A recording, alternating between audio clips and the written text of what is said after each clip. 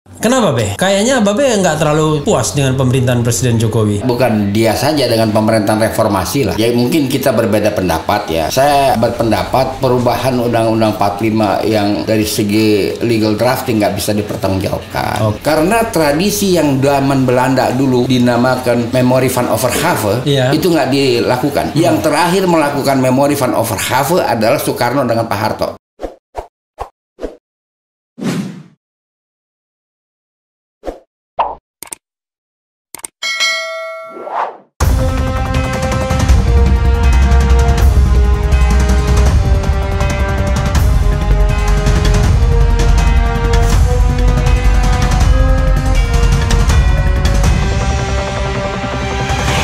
Tapi satu hari saya lagi jalan-jalan nyari kampanye ya. Mau kemana nih? Dengar suara gambus. Nah ini dia Mas Yumi. Ya, kita datang Palu Arit melulu PKI gambus. Katanya di bawah Palu Arit hidup Murad Marit. Jadi begitu. Jadi kampanye punya indah apa semuanya. Gak ada bentrok. Gak ada. Orang bisa datang, bisa mendengarkan. Iya, pawai pun, misalnya pawai itu Mas Yumi rapih. Pemudanya namanya GPI ya, Gerakan Pemuda Islam Indonesia. PNI juga oke. Pemuda Demokrat. Kalau ketemu saling salam kan bebas tuh hari Minggu mereka kampanye. Kalau pemuda rakyat yang PKI ampun dandanannya. Bawa besi, rantai besi diseret-seret di aspal. Iya. Jadi itu udah medeni itu. Medeni. Physically aja kita udah nggak doyan dengan tampilan mereka. Begitu. Kalau udah Mas Yumi dan PNI ya enak kita melihat tampilannya. Nah itulah yang saya merindukan kembali ya poros itu. Tapi karena perubahan peradaban ya nggak mungkin lah. Sekarang dulu Mas Yumi PNI cukup solid tuh, Be. Solid. Karena ada the common enemy PKI. Dia di samping ada common enemy, dia juga datang dari rumah yang sama, rumah intelektual, pendidikan Belanda semua. Ya dia dulu tokoh PNI yang menonjol siapa? Yang leadingnya siapa? Leadernya? Ada Mr. Wilopo juga jago. Saya pernah ketemu tahun 70 malah ketemu beliau. Walaupun itu waktu waktu pemilu 55 siapa? Jagonya PNI. Iya, ketua umumnya. Ketua umumnya pada waktu itu kalau saya nggak salah Sartono ya, Mr. Sartono. Mr. Sartono juga hebat. Kemudian ini Mas Yumi? Mas Yumi itu waktu Pak Nasir. Nasir. Kemudian ini NU? NU itu waktu udah Pak Idham ya. Pak Idham Khalid ya, oke. Pak Idham. Sementara kalau PKI dan Aidit ya. Iya, Aidit. Yang Aidit apa dah? Sekolahnya kan HBS saja kan. Justru tidak tinggi sekolahnya. Enggak. Kalau sekolah menengah ekonomi. Hatta tidak berpolitik ya? Bung Hatta enggak. Dia pendiriannya begitu dari awal kan. Setelah dia melanjutkan PNI, bukan yang dibubarkan Belanda tahun 27, bukan sebagai Partai Nasional Indonesia, tapi Pendidikan Nasional Indonesia kan itu. Dia masuk yang PNI Pendidikan Nasional Indonesia. Pendidikan Nasional Indonesia beliau. Karena dia termasuk yang menganggap bahwa kemerdekaan kita tuh perlu dengan persiapan yang matang soal pendidikan, tingkat intelektual dan lain sebagainya. Tapi menurut saya ya generasi revolusi oke. Ada pendapat saya. Oke, Be, kita bergerak ke tempat lain, Be ya. Jadi ini saya kan tadi suruh Babe memilih ya. Saya ingin bergerak ke fenomena sekarang. Wah, ini yang paling hot gitu kan. Kalau kita bicara tentang spektrum politik, ya kan? Babe memang tidak lagi di formal politik, ya kan? Tidak di partai politik juga. Tapi Babe ini tukang kritik pemerintahan Presiden Jokowi juga kelihatannya sejak 2014 ya. Kenapa, Be? Kayaknya Babe nggak terlalu puas dengan pemerintahan Presiden Jokowi. Iya, bukan dia saja dengan pemerintahan reformasi lah. Ya, jadi mungkin kita berbeda pendapat ya. Saya berpendapat perubahan Undang-Undang 45 yang dari segi legal drafting nggak bisa dipertanggungjawabkan. Itu saja. Kita nggak bicara dari apa itu legitimasinya. Itu nggak bisa dipertanggungjawabkan. Karena apa? Saya masih ingat ya, waktu saya DPR dan juga itu waktu Partai 3, PNI, PDI, saya dengar juga Golkar, itu kita di kursus legal drafting. Ya. Nggak ada itu pasal kayak begitu A B C D E F G H I K L M N O P Q R sampai nggak ada. Ya itu yang satu. Nah, mereka menghafal pun susah ya perubahan itu. Lalu bagaimana pelaksanaannya? Lalu banyak sekali undang-undang yang tidak sinkron satu sama lain ya kan. Lalu ada undang-undang yang enak didengar tapi pelaksanaannya enggak, kayak omnibus law kan. Buat buruh kan bagus ya untuk didengar ini enggak. Kita mulai dari situ, ketidakrapihan di dalam legal drafting. Kemudian lalu di dalam behavior juga, kan dalam rekrutmen juga. Terus terang waktu saya direkrut untuk P3 setelah Babe jabatan tertinggi di P3 apa, Be? Saya kan kepala kampanye. Oke, Bapilu sekarang ya mungkin kalau dulu. Iya mungkin. Iya. Jadi dari awal udah di situ tempat saya. Jadi saya punya kepala RT negur saya, "Wan, ana ini gara-gara ente mau jadi caleg, ana yang repot. Didatengin orang-orang ditanya macam-macam. Jadi rekrutmen dulu nggak sembarangan. Dari rekrutmennya saja kita lihat, ya kan? Banyak anak yang diantar oleh bapaknya, ya kan ya. Saya juga diantar sama nenek saya waktu saya masuk sekolah karena bapak saya kerja. Bukan diantar mendaftar ke partai politik ya. Kan sekarang itu dari situ ya the whole system. Tapi sekarang hebat, kemarin diantar tiba-tiba jadi besoknya. Iya. Nah karena the whole system kayak begitu dan praktek kayak gitu saya nggak tertarik gitu kan. Nggak tertarik atau skeptis? Iya skeptis. Kalau itu skeptis kita udah satu memberikan judgment kepada mereka ya. Tapi mereka biar berusaha tapi kok nggak kunjung tiba. Pejabat juga bicaranya kadang-kadang mata melotot tangan menuding-nuding ya kan. Ada yang bilang tak tembak loh. Gimana masa pejabat apa pegawai rendah tak tembak loh. Kan gimana? Ini yang saya lihat. Jadi Indonesia ini kalau rakyat kecil bilang saya tembak pejabat ditangkap. Tapi kalau pejabat bilang tembak loh, rakyat kecil nggak ditangkap. Itu bagaimana ya kan? Jadi saya ingat ya kalau apa itu administrative behavior yang berlangsung sekarang, aduh sulit lah kita. Sulit. Nah sekarang Anda atau bukan Anda ya, orang-orang tuh mengalami tanda tanya, kesulitan apa sih share kita dalam Freeport? Sampai tato beli saham 51% dari mana?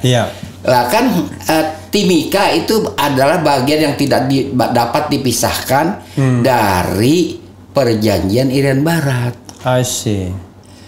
Begitu, bahwa Bung Karno mengira bahwa itu mining itu cuma tembaga soal lain. Karena ketika ada kesepakatan bahwa mining itu untuk Amerika Serikat ya, kemudian yang lainnya dapat share. Saya nggak sebut lah ya, kita 9 ya. 9 itu nggak bisa naik karena itu perjanjian internasional yang ikut ditetangani oleh Sekjen PBB. Lihatlah Gus Dur sebagai presiden dari 9 minta naik 12, 3% kan dia jadi dapat kesulitan, ya kan, dan berakhir dari jabatannya. Karena apa? Karena tradisi yang zaman Belanda dulu dinamakan Memory van Overgave itu nggak dilakukan. Yang terakhir melakukan Memory van Overgave adalah Soekarno dengan Pak Harto. Apa Memory van Overgave itu? Serah terima jabatan. Kalau sekarang serah terima jabatan sekarang masing-masing bawa bini. Ya kan? Bini pejabat lama merengut, gitu kan, senyumnya kurang lah, bukannya merengut ya kan. Pejabat baru senyumnya sumringah, nengok kiri nengok kanan. Pejabat lama duduk, enggak itu. Belanda nggak ada acara gitu. Anda pejabat baru, saya pejabat lama. Saya terangkan kepada Anda apa yang telah berhasil saya lakukan dan kenapa saya berhasil. Apa yang tidak berhasil saya lakukan, apa hambatannya, jelaskan kepada Anda. Apa perjanjian-perjanjian yang setelah saya buat? Kan nggak ada. Jadi nggak tahu mereka bahwa masalah Timika Freeport itu adalah bagian dari perjanjian Irian Barat. I see. Nek coro Jawane ojo diutek-utek. Nek coro Jawane. Ya kan jangan diutik-utik itu. Satu lagi saya jelaskan. Anda ada uang 100 rupiah. Sekarang ada nggak? Di kantong, di saku. Nggak ada kantong ini. Di saku nggak ada uang. Nggak ada kemudian uang. Dompet nggak bawa. Nggak bawa juga. Oke. Sekarang lembar nilai 100.000 rupiah. Iya. Ada gambar Soekarno dan Pak Hatta kan? Oh, Pak Hatta. Oh, Soekarno Hatta ya. Iya. Captionnya apa? Waduh, coba ada nggak uang 100 ribuan itu? Uangnya captionnya apa? Captionnya bukan presiden wakil presiden. Apa? Nama saja. Oh, Soekarno Hatta. Insinyur Soekarno. Satu lagi apa namanya? Muhammad Hatta. Satu lagi adalah Dr. Andes Haji Hatta. Muhammad Hatta. Iya. Ini dilihat ini. Ini kan? Nah ini. Mana? Coba lihat. Ini, coba Anda lihat. Nggak ada. Ya, Doktor Haji, Doktor honoris causa HC nya, Insinyur Soekarno. Doktor honoris causa Dr. Andes Muhammad Hatta. Udah. Itu aja. Iya kan? Iya. Nggak ada. Kenapa B? Oke, nanti dulu saya jelaskan.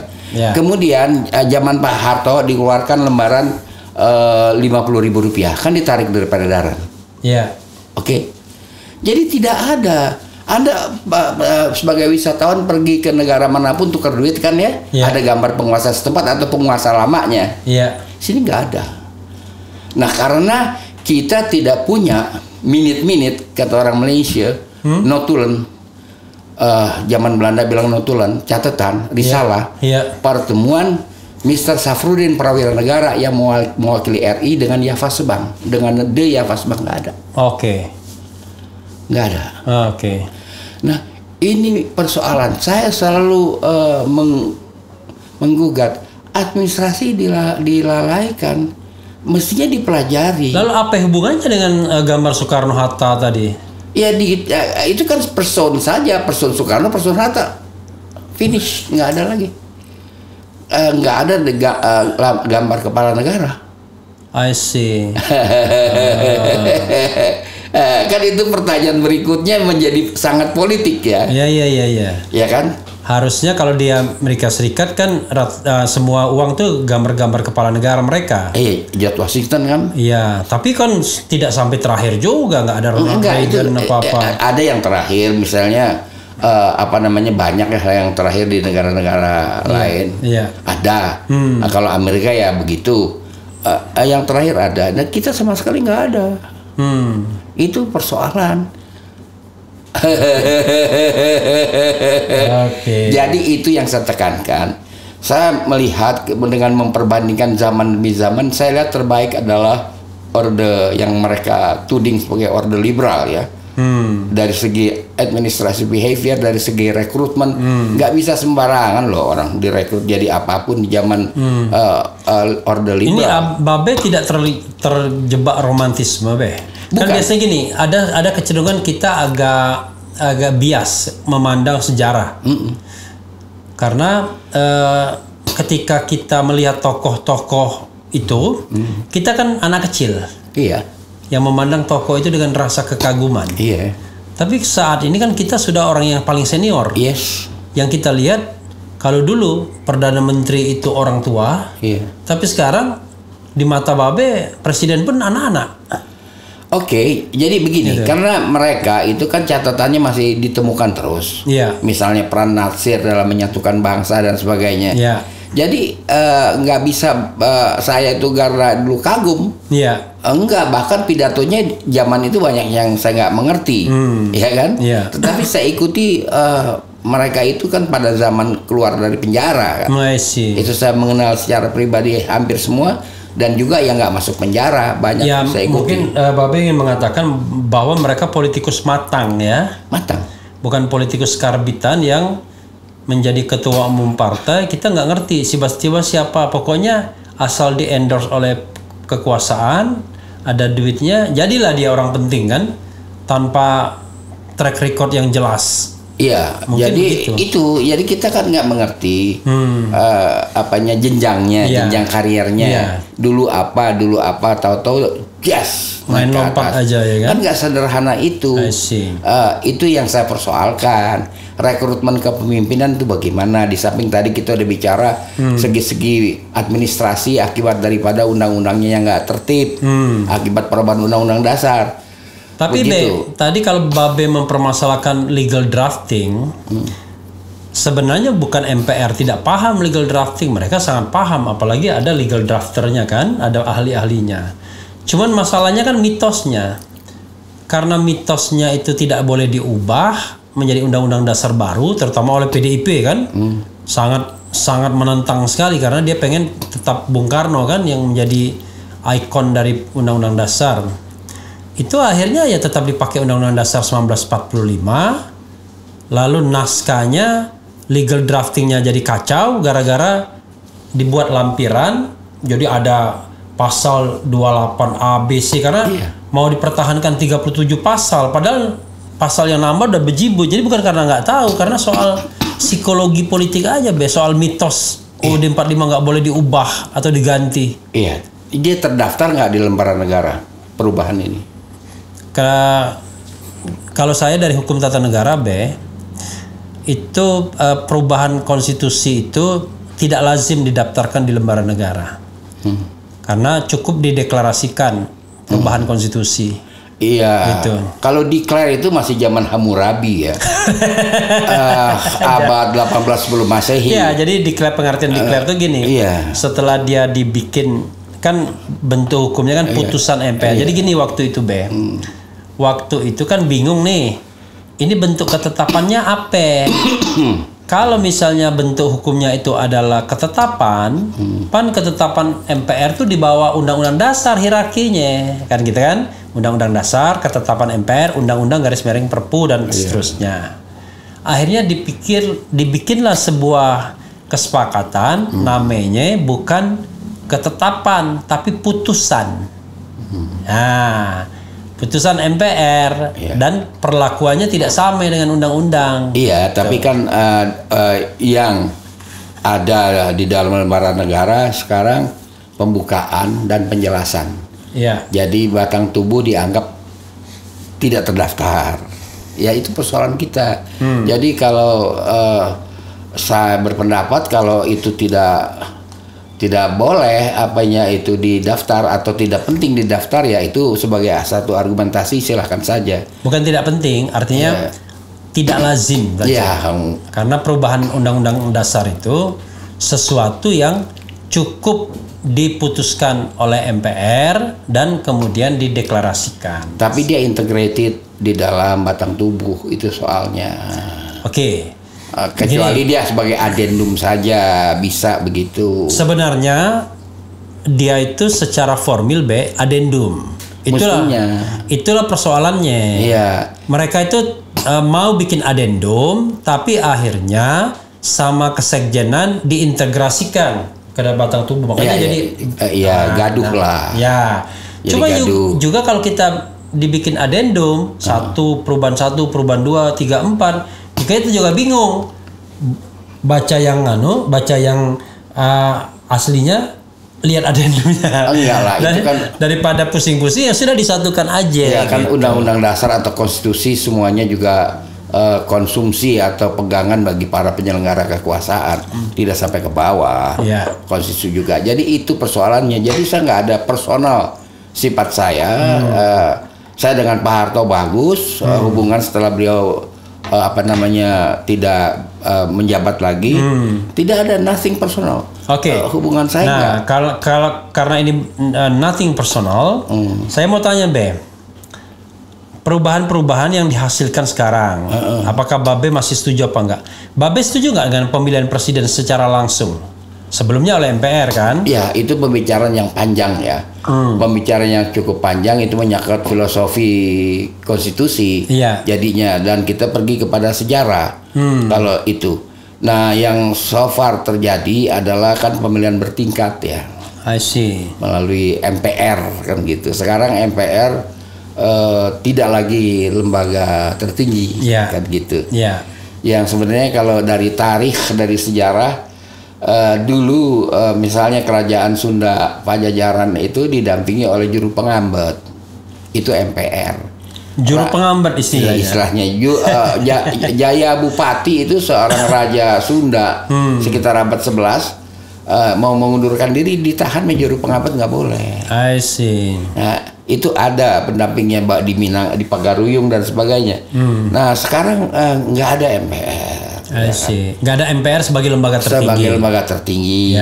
MPR-nya sih ada, ya kan? Lembaga tertinggi nggak ada. Jadi begitu pemegang kedaulatan. I see. Jadi itu yang paling susah. Anda adalah ahli hukum tata negara. Saya bayangkan kalau tata negara masih diajarkan di SMA, betapa sulitnya guru tata negara sekarang mengajarkan itu nggak simpel. I see. Oke. Tapi saya ingin Sobat RH kan ingin hal-hal yang sebenarnya personal juga. Maksudnya gini. Nothing personal itu bukan berarti kita menolak untuk menilai kepemimpinan seseorang. Kan yang kita nilai adalah hasil kerja dia, kepemimpinan dia, bukan apakah dia belah pinggir atau belah tengah. Itu kan kita nggak bilang begitu kan. Gini biar agak tajam sedikit. Kita ini kan selalu berdebat tuh terhadap achievement pemerintahan Presiden Jokowi. Entah itu di bidang politik, ekonomi, sosial, budaya. Nggak pernah klop lah antara para pengkritik dan para buzzer. Bagi para pengkritik, apa sih achievement pemerintahan Presiden Jokowi kan begitu. Bagi para buzzer, wah dia sudah kayak dewa. Ya kan? Ada yang menyamakannya dengan Umar bin Khattab lah. Ada yang menyamakannya dengan Abu Bakar As-Siddiq lah gitu. Nah, sekarang saya ingin pemikiran yang paling objektif dari Babe. Menurut Babe, apa hal yang paling baik yang sudah dihasilkan oleh pemerintahan Presiden Jokowi, atau jangan pemerintahan, oleh Presiden Jokowi sebagai legacy nantinya? Tapi hal apa yang juga yang tidak baik atau belum baik? Nah, kita bicara yang baik dulu dah. Yang tidak ada adalah perencanaan. Kalau dibandingkan dengan Pak Soeharto, misalnya pembangunan jembatan, biayanya Pak Soeharto katakanlah let's say 10 M. Pak Harto tidak akan memulai sebelum ada 11 M. Kalau sekarang ada gunting apa enggak? Kok pakai gunting Pak? Kan bikin jembatan buat gunting pita.